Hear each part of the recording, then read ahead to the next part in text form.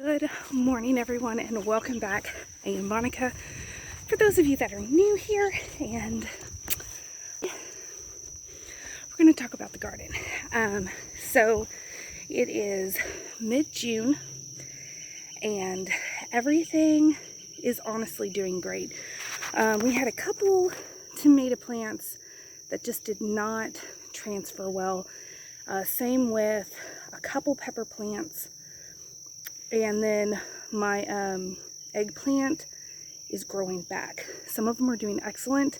Some did not come back. The beetles, aphids, everything just like swarmed them. But it is about 7 o'clock in the morning. So I'm going to show you how I tend to the garden when it's going to be really hot. So for those of you that are new, I don't live where my garden is. I actually live about 20-25 minutes away from my garden. So I take different types of measures to make sure that it's well maintained for the days that I'm not able to be here. So with that being said, it is an in-ground tilled garden. So there's a lot of maintenance when it comes to weeds. On Friday, I went in. You can still see some of the remnants in between the rows because it started raining.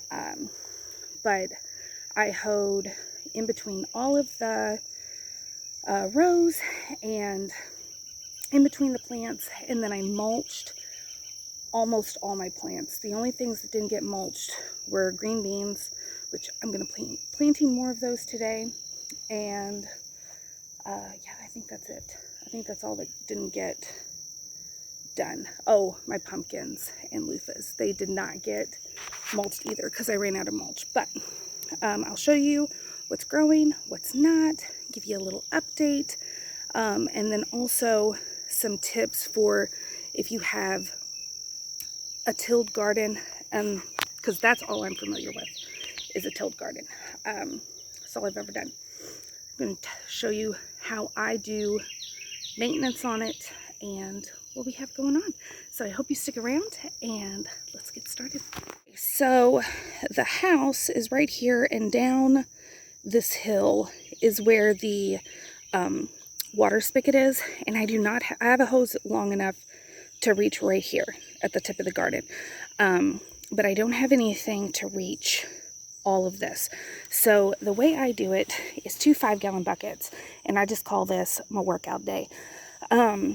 But what I like to do, especially on weeks like this week, it's Monday, and it is going to be in the upper 90s all week long. So early in the morning, before the sun is up and everything, I do a deep water, which is actually really good for your plants, especially tomato plants, because when you give them a ton of water and really deep watering, the roots will grow further down, which just makes for a stronger plant overall. So it's something I highly recommend.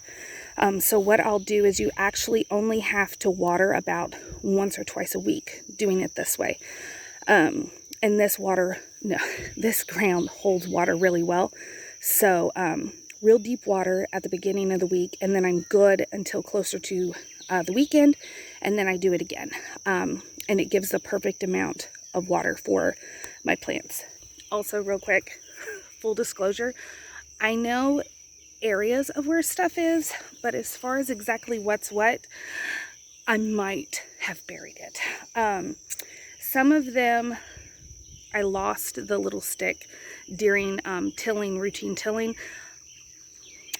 and then some I buried whenever I did the mulching. So if I really want to know what stuff is, I can dig, but I know the general location of vegetables.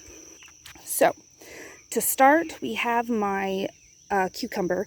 So the first round of cucumber that I planted, that I grew under lights, they actually died off during the transplant. So these were from seed from a couple weeks ago, and they are doing fabulous. And then all the rest of these mounds are zucchini and squash, summer squash and zucchini. So we have these, which are actually trying to vine. So I'm not sure which ones they are, but there's also the way I planted them, which if you saw my last garden update, whenever I planted everything, I kind of explained it, but I made huge mounds and then planted different varieties, because with zucchini and squash, they won't cross-pollinate, so you don't really have to worry about that. But we have tons of stuff going on, and then more here, and then we have this beauty with a bunch of growth on them, so that's exciting. And then these are still trying to make their way into the world. They're doing fine. Same with these. And then the last row. And then this, and this are all green beans. And then this is going to be more green beans and okra. I had okra planted right along here, but my row marker fell, so my dad didn't know I had it there, and he tilled them all up. So I no longer have okra, but that's fine. I'm going to plant more, and then also more green beans. And then here's just some random stuff my dad planted. So we have some green beans, and then this is just an onion patch that he just kind of threw the onions and was like, if they grow, they grow. So they're growing. And then speaking of that, this whole area right in here is nothing but onions. I asked my son to help me plant onions, and so he just took a patch right here and just started planting. So they're growing, but they're just going to be green onions, and they'll be fine. So I will tell you that the beginning of the rows are cherry tomatoes, and then it goes into my larger tomatoes. So all of this tomatoes, all of this is tomatoes, and all of this row here is tomatoes. So this is, just because I know what it is an orange currant. Yeah, an orange currant tomato.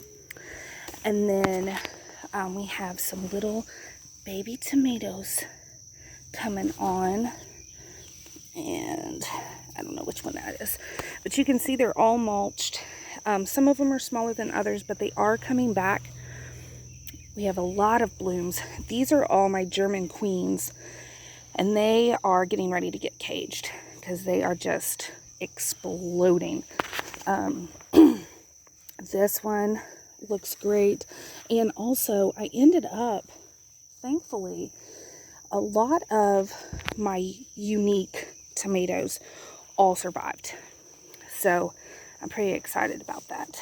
We have more, and you'll see these. They're from where it gets tilled, and they're randomly popping up places. But more tomatoes. And then there's spaces. That's where I'm going to I'm just going to buy some tomato plants, because like I have this row here. Hi, baby. I have this row here that can hold more tomatoes. Right there that can hold more tomatoes. So I'm going to fill it up. We are just going to fill the whole garden up. Now back here, I have my loofahs. So they didn't get, I'm going to have to weed some. But they're starting to vine out. And these are going to be for soap making. I planted, I think, 9 total loofahs. And they grew really well 2 years ago. So I'm really hoping they grow well this year. So I have those. And then we have, bye baby, we have melons, more melons. And then winter squash and pumpkins are there, and here. And then one little thing right there. So the way I did these is I have access to free pallets.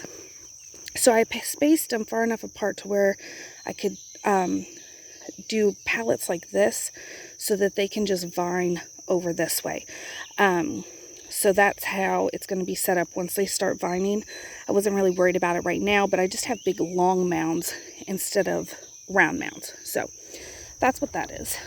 And then this was where the okra was, and I don't see any okra, which I didn't think I would.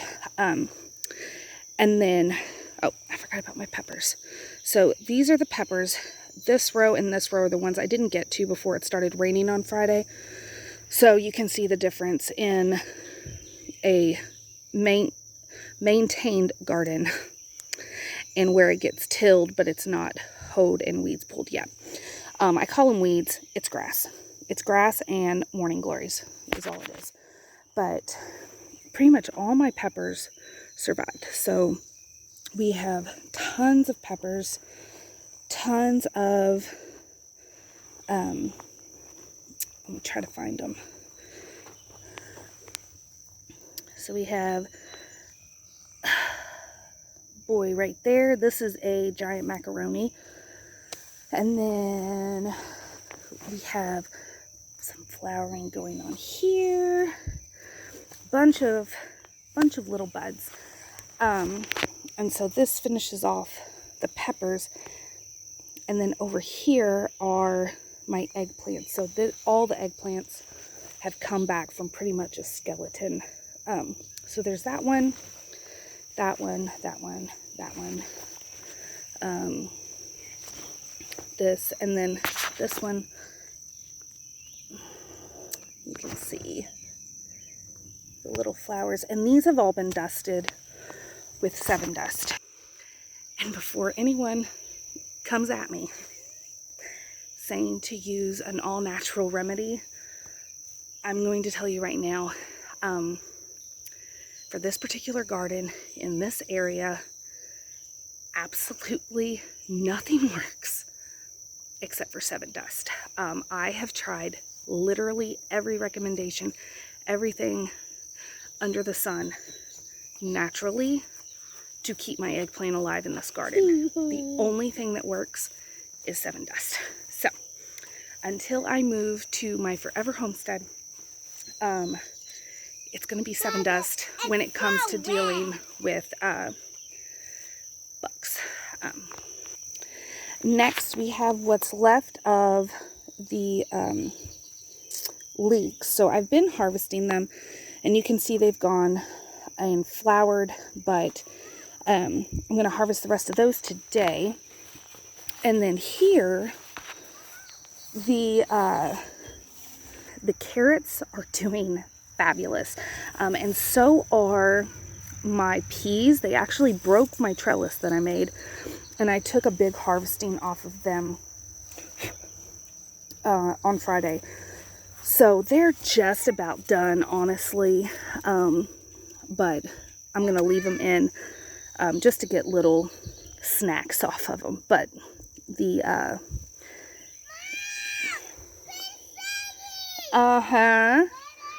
but the carrots are doing excellent. I am so excited for the carrots, and I am keeping my girls away from them because last year they plucked everything when they were about that big. Now for the sad stuff. Something came in and ate pretty much everything. So they ate all of my spinach that were in there, and then it came and ate all my cabbage, and that was with, that on. But it didn't touch my celery, my poor little celery. And then it came in over here, ate my beautiful cabbage. I do have some kale I can harvest. I've pretty much just let this bed go.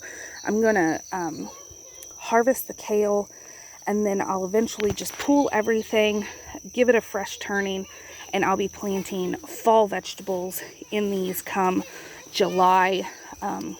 July, August, I'll be planting winter fall crops in these, as well as more carrots in here. So we are in the lower part of the garden now, and I am going to be planting my runner beans. So they get really tall. I do not have a good place to trellis them. To keep up with the weeds, to do the TP that I was originally going to do, it's just going to be too much. So instead, I have 2 rows that are wide enough to get the tiller down, and then I had some leftover soil, laid some soil in it just for extra nutrients. So I'm going to plant all the beans in these 2 rows and then just let them, I'll build a trellis here and just let them wrap and wrap and wrap and grow. So while my ladies are inside, it's quiet out here, so I will show you my herb forest. I'm so excited about these. They are doing so well. Everything was grown from seed except for the oregano that's in the pots and the basil that's in the pots. So starting from the left, so here I have, this is marshmallow, and then this is bee balm. And these were the tiniest, dinkiest little plants. They just did not grow under my lights. And as soon as I planted them outside, they blew up. So I'm super excited to get harvest off of these. This is basil, which I'm going to be harvesting some of this. I harvested a bunch on Friday, which you'll notice here in a second. But this and this are lime basil. And then we have the Thai basil. We have some purple basil, some regular basil, but my lemon balm is just exploding. Definitely going to be harvesting some of this. And then we have oregano. We have rosemary. And then here's marjoram. Here's marjoram. This is the orange thyme. It is still trying to grow. It is slowly but surely growing. We have a ton of sage, and then all of this is German thyme and lemon thyme. More oregano, all my basil. And then we have parsley. This is chives from last year, oregano from last year, more parsley, a ton of dill, which I harvested a bunch already. Here is that Japanese parsley, and then more parsley. And then right here is the pineapple sage, which this I also bought at the store. But this is the pineapple sage. It is actually part of the mint family, not the sage family. And you can use the leaves in tea. They have medicinal uses. Same with the bee balm, the lemon balm, and the marshmallow. But this is all my herbs. I'm waiting for these to really take off because I want a lot of fresh basil. I have so many recipes for it, but I have been pretty much living off of these plants. If you do it right, you can just keep harvesting and harvesting. I've harvested off of all these and these probably about 4 times now, and they just keep coming back. Okay, so as you can see, I'm worn, and it is 10:23. So we've been at it for about 4 hours. It is well into the 90s now, so we're gonna call it a day. Everyone's hot and sweaty, but I hope you enjoyed this update, and yeah. So I hope you enjoyed this update, and I look forward to seeing you all on my next video. Thanks for watching.